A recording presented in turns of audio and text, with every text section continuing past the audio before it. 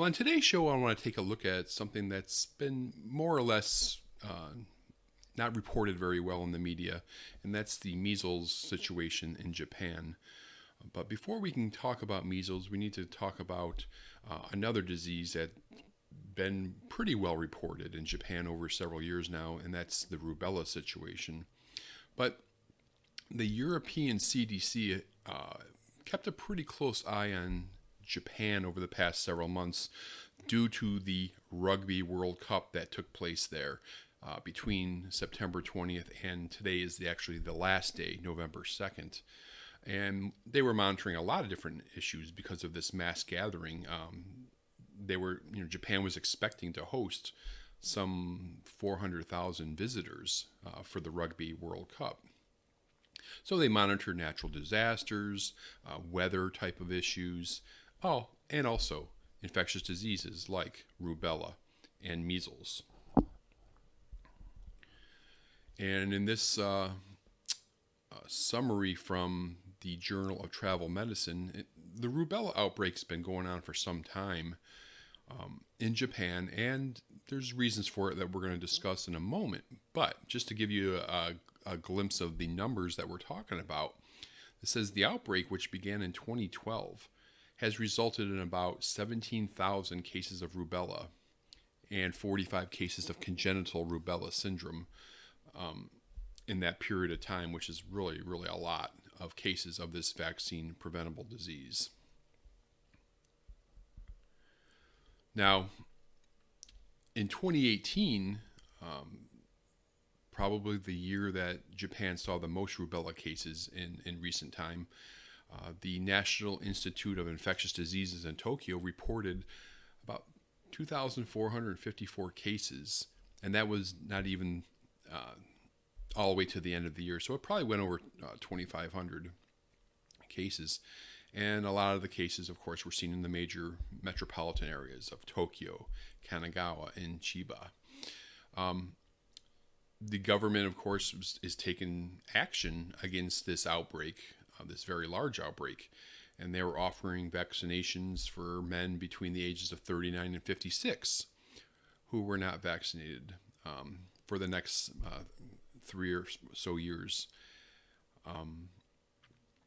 And they were also offering free antibody tests for the men that were born in the time frame of 1962 to 1979.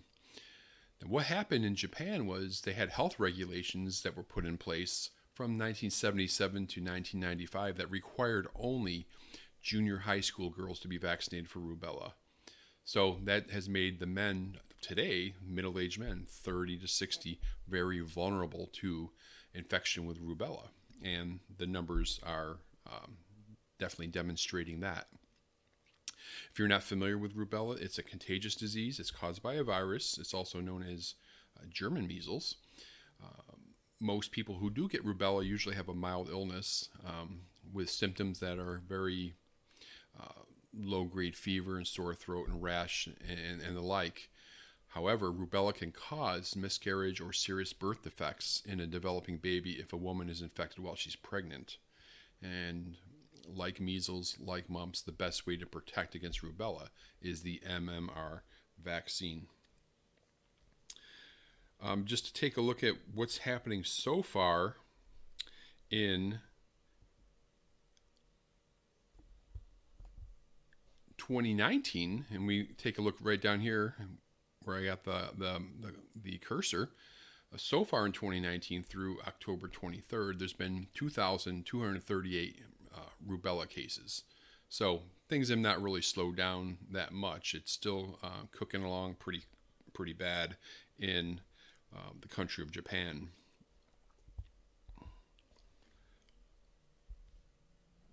Continuing our talk about rubella is the CDC in the United States.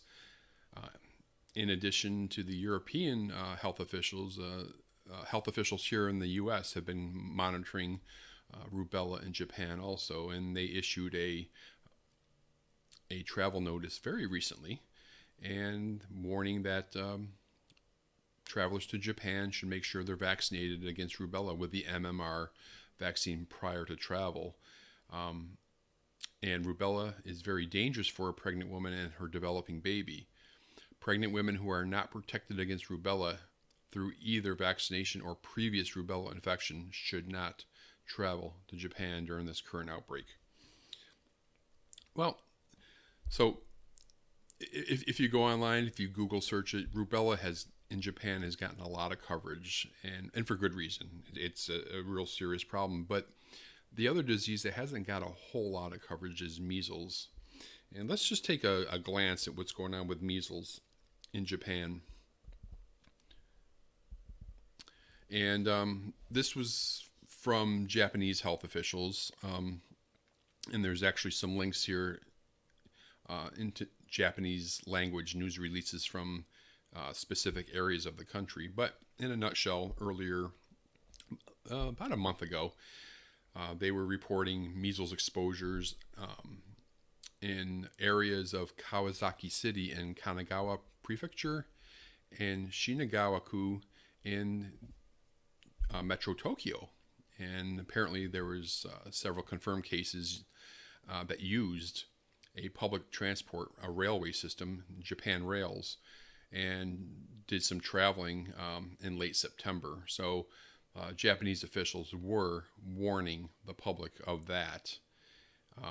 And of course, as they should, they did recommend making sure that you're vaccinated against measles.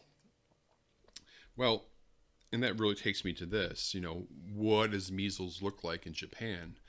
And in this chart gives us some indication of, over the past 7 years, from 2013 till today, basically.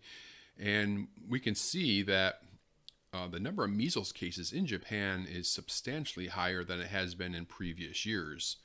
And 2019 is this red part of this red line on the graph. And through October 23rd of this year, Japan has reported 723 measles cases, which is well higher than any previous year during the same time frame for the past several years. So yeah, Japan's been experiencing a very serious measles outbreak relative to what they're used to. And just wanted to bring that to people's attention, that measles is also a problem in Japan. And it's really a problem everywhere this year, it appears. And if you can remember, the World Health Organization came out not too long ago and reported that during the first 7 months of 2019, measles cases about tripled globally during the year, as opposed to 2018. And they saw over 360,000 measles cases around the world, and that compared with about 129,000 measles cases reported during the same time in 2018. World Health Organization spokesman Christian Lindemeyer told reporters that these numbers are the highest since 2006. And these are only the registered cases, because I'm sure there's a lot of cases that went unreported. And the big cases, the big countries with measles, of course, this year and continue to be, number one is the Democratic Republic of the Congo, which has seen over 200,000 cases alone. Madagascar had over 100,000 cases, but they have more or less gotten that under control. And Ukraine's seen well over 50,000 cases alone. And they're still reporting cases, but it's not nearly as bad as it was earlier in the year. So anyway, we got rubella going on there, well documented, definitely understood reasons why they're struggling with rubella in Japan. But the kind of unspoken story in Japan as far as infectious diseases is a large increase in measles cases in 2019.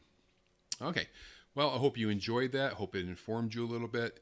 Go ahead and subscribe to the channel if you like it. Share it with your friends. Comment below. And I'll see you next time.